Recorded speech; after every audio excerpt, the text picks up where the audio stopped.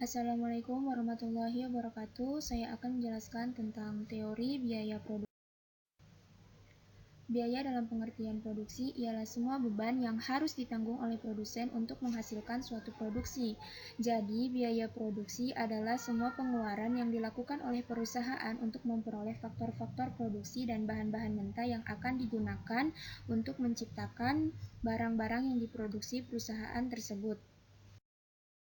Unsur biaya produksi ada 8, bisa dilihat sendiri. Jenis-jenis biaya produksi, yang pertama biaya bahan baku, yang kedua biaya tenaga kerja langsung, yang ketiga biaya overhead pabrik.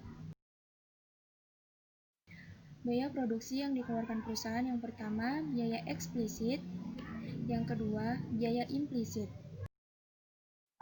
Teori biaya produksi menurut jangka waktunya terbagi menjadi dua, yaitu biaya jangka pendek dan jangka panjang. Jangka pendek yakni jangka waktu di mana sebagian faktor produksi tidak dapat ditambah jumlahnya. Teori-teorinya terdiri dari dalam hubungannya dengan tujuan biaya, yaitu ada biaya langsung dan biaya tidak langsung. Dalam hubungannya dengan volume kegiatan, yang pertama biaya tetap total, yaitu biaya yang harus dikeluarkan meskipun perusahaan tidak berproduksi, misalnya gaji pegawai, biaya pembuatan gedung, dan lain-lain.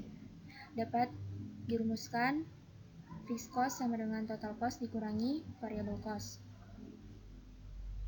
Seperti pada kurva, berapapun jumlah produksi yang akan mengalami kenaikan atau penurunan, maka jumlah biaya yang dikeluarkan adalah tetap. Biaya variabel total, yaitu biaya yang dikeluarkan apabila berproduksi dan besar kecilnya tergantung pada banyak sedikitnya barang yang diproduksi. Semakin banyak barang yang diproduksi, biaya variabelnya semakin besar, begitu juga sebaliknya. Dapat dirumuskan variabel cost sama dengan total cost dikurangi fixed cost.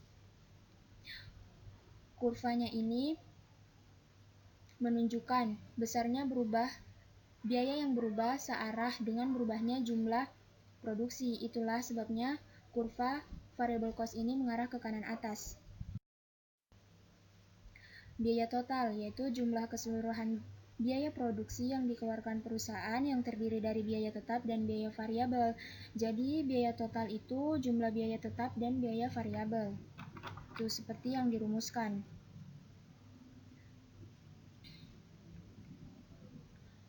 Kurva ini memiliki bentuk yang persis sama dengan bentuk kurva variable cost, serta antara keduanya terpisah oleh suatu jarak vertikal yang sama. Biaya tetap rata-rata, yaitu hasil bagi antara biaya tetap total dan jumlah barang yang dihasilkan, dirumuskan seperti yang tertera, di mana kurva AFC ini merupakan sebuah garis lengkung yang mengarah ke kanan bawah. Hal itu dikarenakan kedua ujung kurva AFC tidak pernah menyinggung ataupun memotong sumbu-sumbunya. Semakin tinggi jumlah output, semakin rendah nilai AFC. Biaya variabel rata-rata, yaitu biaya variabel satuan unit produksi. Rumusnya seperti yang tertera, di mana bentuk kurvanya ini menyerupai huruf U. Kurva AVC akan menurun karena tergantung kepada besar kecilnya output. Biaya total rata-rata yaitu dapat dihitung dari total cost dibagi banyaknya jumlah barang yang tertentu, sehingga dapat diturunkan rumus. Rumus yang sering digunakan yaitu AC sama dengan total cost dibagi dengan kuantitas.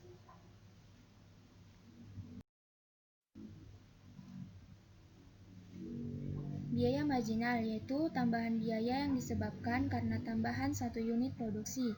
Biaya marginal diperoleh dari selisih total cost dan selisih kuantitas dari barang yang diproduksi. Dirumuskan, marginal cost sama dengan delta TC dibagi dengan delta Q.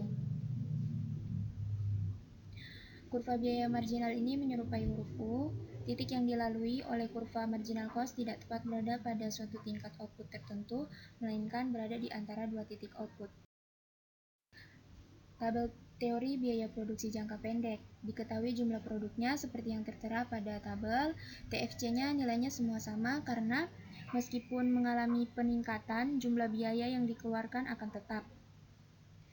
TVC-nya juga sesuai dengan yang ada di tabel, jadi kita bisa mencari TC, AFC, AVC, AC, dan MC-nya berdasarkan rumus yang sudah saya jelaskan sebelumnya. Ini merupakan kurva berdasarkan tabel yang ada pada penjelasan sebelumnya, yaitu kurva TC, total cost, variable cost, dan fixed cost. Yang ini merupakan kurva average fixed. Ini merupakan kurva average cost, average variable cost, dan marginal cost. Hubungan antara kurva-kurva biaya. Yang pertama, apabila marginal cost lebih kecil dari average variable cost, maka nilai average variable cost menurun. Apabila marginal cost lebih besar daripada average variable cost, maka nilai average variable cost akan semakin. Biaya jangka panjang. Dalam jangka panjang, perusahaan dapat menambah semua faktor produksi atau input yang akan digunakan. Yang pertama, biaya rata-rata jangka panjang, yaitu biaya total dibagi jumlah output, dirumuskan seperti yang tertera. Kurvanya ini menunjukkan biaya produksi per unit terendah untuk setiap output pada setiap skala pabrik yang dapat dibangun. Biaya marginal jangka panjang, yaitu tambahan biaya karena menambah produksi sebanyak 1 unit. Perubahan biaya total adalah sama dengan perubahan biaya variabel, dapat dirumuskan seperti yang tertera. Kurvanya ini mengukur perubahan biaya total jangka panjang per unit perubahan output.